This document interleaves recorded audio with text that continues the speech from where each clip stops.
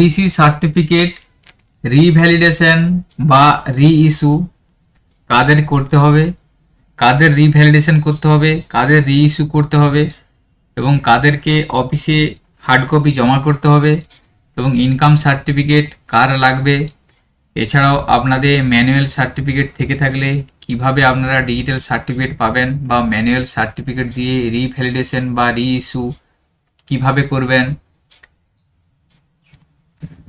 এছাড়াও আপনার OBC category অর্থাৎ এ বা বি পরিবর্তন না হলে কি আপনাদের রিভ্যালিডেশন বা রিইস্যু করতে হবে, এই সমস্ত নানা রকম প্রশ্নের উত্তর আজকের ভিডিওয়ে আশা করি আপনারা পেয়ে যাবেন। তো ওবিসি সার্টিফিকেট রিভ্যালিডেট বা রিইস্যু নিয়ে অলরেডি আমাদের দুটো ভিডিও আপলোড করা আছে, সেখানে অনেকেই অনেক রকম কোয়েশ্চেন করেছেন। তো আজকের ভিডিওয় তার সম্পূর্ণ একটা ধারণা দেওয়ার চেষ্টা করব। এখানে আজকের প্রতিবেদনটা আপনারা সম্পূর্ণ দেখবেন, তাহলে আপনাদের ওবিসি সার্টিফিকেট রিভ্যালিডেশন বা রিইস্যু সম্পর্কে একটা সঠিক ধারণা তৈরি হবে।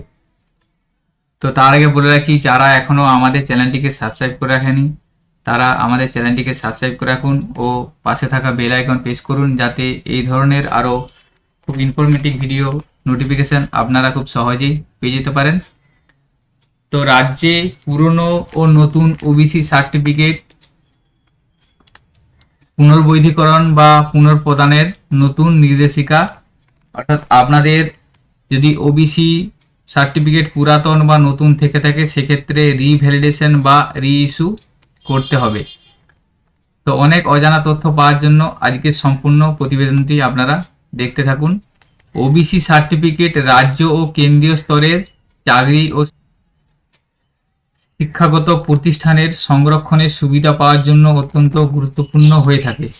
এদিকে সম্প্রতি পশ্চিমবঙ্গের অনগ্রসর শ্রেণী কল্যাণ বিভাগ ওবিসি ওয়েলফেয়ার ডিপার্টমেন্ট একটি নতুন নির্দেশিকা জারি করেছে, যেখানে ওবিসি তালিকায় থাকা কিছু সম্প্রদায়ের জন্য সার্টিফিকেট রিভ্যালিডেশন এবং কিছু সম্প্রদায়ের জন্য রিইস্যুর প্রয়োজন হবে। অর্থাৎ ওবিসি সার্টিফিকেট কিছু সম্প্রদায় রিভ্যালিডেট করতে হবে এবং কিছু সম্প্রদায়ের ওবিসি রিইস্যু করতে হবে। এই প্রক্রিয়ার মাধ্যমে উপযুক্ত প্রার্থীদের হাতে বৈধ সার্টিফিকেট পৌঁছানো নিশ্চিত করা হচ্ছে বলে জানানো হয়। অর্থাৎ এই রিভ্যালিডেট বা রিইস্যু করার পর প্রার্থীরা তাদের বৈধ ওবিসি সার্টিফিকেট তারা ডিজিটাল সার্টিফিকেট হাতে পেয়ে যাবেন।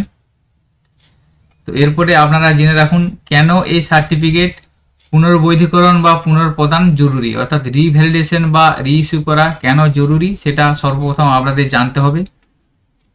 ওবিসি সার্টিফিকেটের বৈধতা প্রমাণ করা প্রার্থীর সামাজিক ও অর্থনৈতিক অবস্থা যাচাই করার জন্য আবশ্যক হয়ে থাকে। কেন্দ্রীয় বা রাজ্য সরকারি চাকরি, উচ্চশিক্ষায় সংরক্ষণ সুবিধা পাওয়ার ক্ষেত্রে নন ক্রিমিলেয়ার বা এনসিএল সার্টিফিকেট একটি বাধ্যতামূলক নথি হিসাবে দেখা হয়। এদিকে পশ্চিমবঙ্গ সরকার সম্প্রতি কিছু সম্প্রদায়ের ওবিসি স্ট্যাটাসে পরিবর্তন এনেছে। সেই অনুযায়ী যে সমস্ত সম্প্রদায় পূর্বে তালিকাভুক্ত ছিল তাদের জন্য পুনর্বৈধীকরণ এবং যাদের নাম সাময়িক বাতিল হয়েছিল কিন্তু এখন ফের তালিকাভুক্ত হয়েছে তাদের জন্য পুনর্প্রদানের কথা বলা হয়েছে। অর্থাৎ রাজ্য সরকারের তরফ থেকে ওবিসি সাবকাস্টে বেশ কিছু সম্প্রদায়কে তালিকাভুক্ত করা হয়েছিল, যে সম্প্রদায়গুলো আগে ছিল না নতুন করে তালিকাভুক্ত করে নেওয়া হয়েছিল সেই সম্প্রদায়ের ওবিসি সার্টিফিকেটকে প্রদান করা হবে, অর্থাৎ রিইস্যু করতে হবে। এবং যে সমস্ত সম্প্রদায়গুলি 2010 সালের আগেই ছিল সেই সমস্ত সম্প্রদায়গুলি রিভ্যালিডেশন করলে হবে। অর্থাৎ যে 66টি সম্প্রদায় তালিকা ছিল সেই 66টি সম্প্রদায়ের তালিকার যাদের সাবকাস্ট আছে তাদের রিভ্যালিডেশন করতে হবে এবং যে 74টি সম্প্রদায়ের তালিকা পরবর্তীতে সংযুক্ত করা হয়েছে সেই 74টি সম্প্রদায়ের তালিকার সাবকাস্ট যাদের আছে সেই সমস্ত প্রার্থীদেরকে রিইস্যু করতে হবে।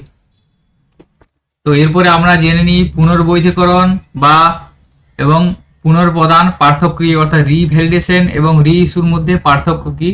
বর্তমানে এই প্রক্রিয়াটি দুটি ভাগে বিভক্ত রয়েছে। 66টি সম্প্রদায়ের জন্য পুনর্বৈধীকরণ অর্থাৎ রিভ্যালিডেশন এবং 74টি সম্প্রদায়ের জন্য পুনর্প্রদান অর্থাৎ রিইস্যু।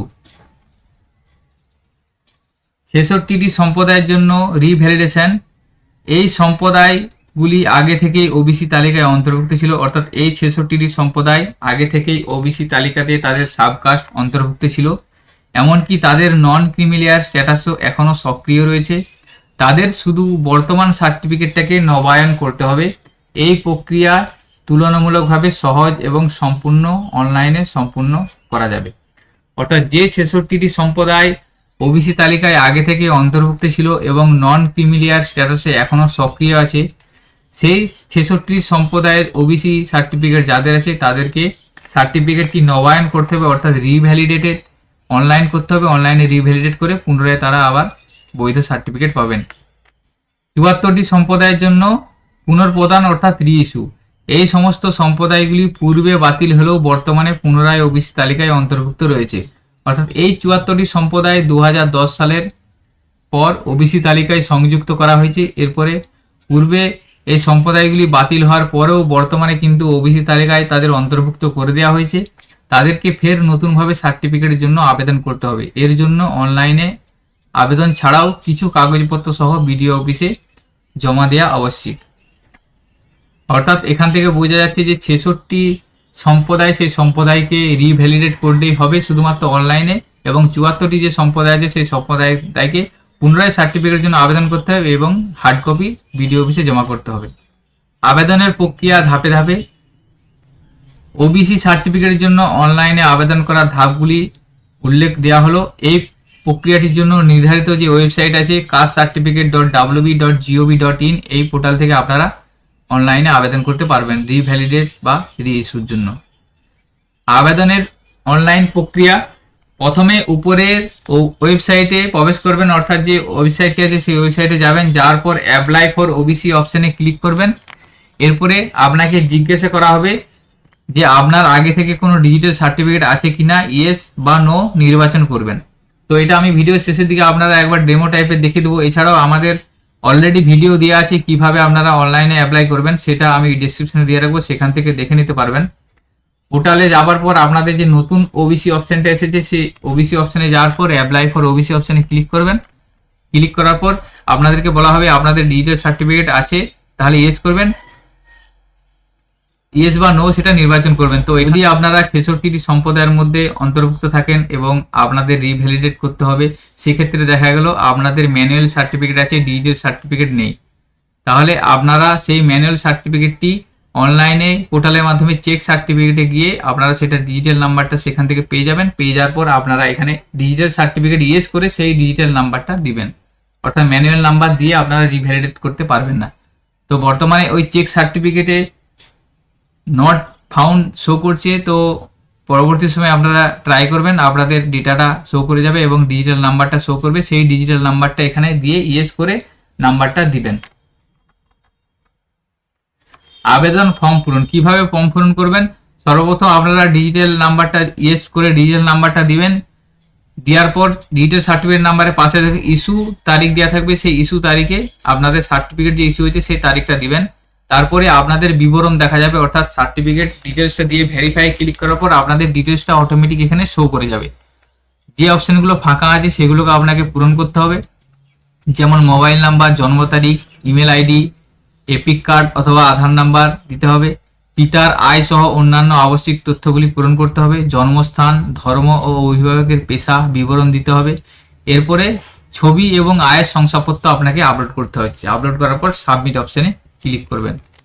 তো এরই সম্পূর্ণ প্রসেস অলরেডি আমাদের ভিডিও দেওয়া আছে, আপনারা সেটা ডেসক্রিপশনে পেয়ে যাবেন, আমি দিয়ে রাখবো, আপনারা অনলাইন প্রসেসটা দেখে নেবেন।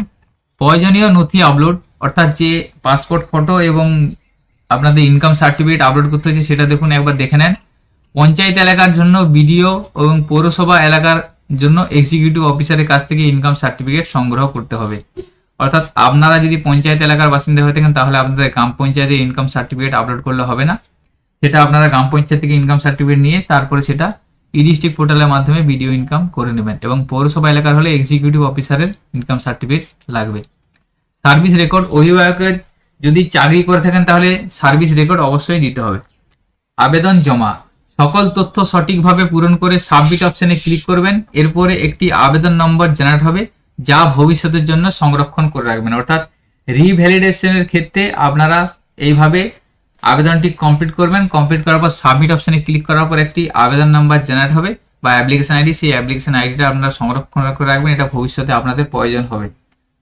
66টি সম্প্রদায়ের জন্য পরবর্তী পদক্ষেপ, অর্থাৎ যে সমস্ত 66টি সম্প্রদায় রিভ্যালিডেশন করবেন তাদের শুধুমাত্র পুনর্বৈধীকরণ দরকার, অর্থাৎ তাদের শুধু রিভ্যালিডেশনের দরকার। তাদের ক্ষেত্রে কোনো হার্ড কপি জমা দেওয়ার প্রয়োজন হয় না।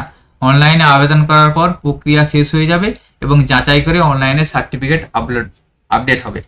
অর্থাৎ যারা রিভ্যালিডেট করবেন তাদের অনলাইনে সাবমিট করে দেওয়ার পর অ্যাপ্লিকেশন আইডি একটা পেয়ে যাবেন। তারপরে আপনাদের হার্ড কপি অফিসে জমা করতে হবে না, কারণ আপনারা অনলাইনে যাচাইয়ের পরই অনলাইনে সার্টিফিকেটটি পেয়ে যাবেন। 74টি যে সম্প্রদায় আছে সেই সম্প্রদায় রিইস্যুর জন্য যখন আপনি অ্যাপ্লাই করবেন, এই সম্প্রদায়ের ক্ষেত্রে আবেদন ফর্ম অনলাইনে পূরণ করে প্রিন্ট আউট বের করে নিতে হবে, সমস্ত প্রয়োজনীয় নথি সহ বিডিও অফিসে জমাও দিতে হবে। তারপর সংশ্লিষ্ট প্রশাসনিক দপ্তর যাচাই করে নতুন ওবিসি সার্টিফিকেট তৈরি করে দেবে। অর্থাৎ রিভ্যালিডেশনের ক্ষেত্রে আপনাদের কোনো হার্ড কপি জমা করতে হচ্ছে না, রিইস্যুর ক্ষেত্রে আপনাদের সমস্ত হার্ড কপি বিডিও অফিসে জমা করতে হবে। কি কি সাবধানতা অবলম্বন করা উচিত? তথ্য যেন সঠিক বা হুবহু নথি অনুযায়ী হয়ে থাকে, অর্থাৎ আপনাদের যে পুরাতন সার্টিফিকেট আছে সেই সার্টিফিকেট অনুযায়ী সঠিক যেমন তথ্য থাকে সেম। আয়ের শংসাপত্র যেন বৈধ বা সদ্যপ্রাপ্ত হয়ে থাকে, অর্থাৎ আপনারা যে ইনকাম সার্টিফিকেট দেবেন সেটা যেন বৈধ এবং সেটা রিসেন্ট যেন হয়ে থাকে। এমনকি সার্ভিস রেকর্ড জমা দেওয়ার আগে যাচাই করে নিন সব পৃষ্ঠা পরিষ্কারভাবে স্ক্যান হয়েছে কিনা। এপিক নাম্বার, আধার নাম্বার, মোবাইল নাম্বার যেন সক্রিয় থাকে, কারণ পরে যাচাইয়ের জন্য ওটিপি বা ভেরিফিকেশন কোড আসতে পারে। তো পরিশেষে বলা যায় পশ্চিমবঙ্গের ওবিসি সম্প্রদায়ের জন্য এই পুনর্বৈধীকরণ বা পুনর্প্রদানের নির্দেশিকা অত্যন্ত গুরুত্বপূর্ণ হতে চলেছে। যদি আপনি এই তালিকায় সম্প্রদায়ের অন্তর্ভুক্ত হয়ে থাকেন তাহলে অনলাইন নির্ধারিত ওয়েবসাইটে গিয়ে দ্রুত আবেদন করতে পারবেন। সময় মতো ও যথাযথভাবে আবেদন করলে কোনো জটিলতা ছাড়াই আপনি আপনার বৈধ ওবিসি সার্টিফিকেট হাতে পাবেন। এটা নিশ্চিত করবে যে আপনি সরকারি চাকরি ও উচ্চশিক্ষার ক্ষেত্রে সংরক্ষণের পূর্ণ সুবিধা নিতে পারবেন। তো আপনারা এখন 66টি যে ওবিসি তালিকা পশ্চিমবঙ্গে 2010 সালের পূর্বে 66টি তালিকা ছিল, সেই সাবকাস্ট এখন আপনারা স্ক্রিনে দেখতে পাচ্ছেন। এই ফাইলটি আমি ডেসক্রিপশনে দিয়ে রাখবো, এছাড়াও আমাদের হোয়াটসঅ্যাপ বা টেলিগ্রাম গ্রুপে শেয়ার করে রাখবো, সেখান থেকে আপনারা পেয়ে যাবেন। আপনারা সেখানে দেখে নেবেন যে এই 66টি সাবকাস্টের তালিকা যেটি আপনাদের রিভ্যালিডেশন করতে হবে, অর্থাৎ পূর্ব থেকেই সেটি ওবিসি তালিকায় অন্তর্ভুক্ত ছিল। এছাড়াও বাকি সম্প্রদায়গুলি 77টি তালিকার মধ্যে পড়ছে, সেগুলিকে আপনাদের রিইস্যু করতে হবে। তো আজকের ভিডিওতে এই ইনফরমেশনটি আপনাদের সাথে শেয়ার করা ছিল। সকলের সুবিধার্থে ভিডিওটি শেয়ার করবেন। ভিডিওটি যদি ভালো লাগে থাকে লাইক করবেন। আমাদের চ্যানেলে যদি আপনারা নতুন হয়ে থাকেন চ্যানেলটিকে সাবস্ক্রাইব করে রাখবেন। সকলে ভালো থাকবেন, সুস্থ থাকবেন। ধন্যবাদ।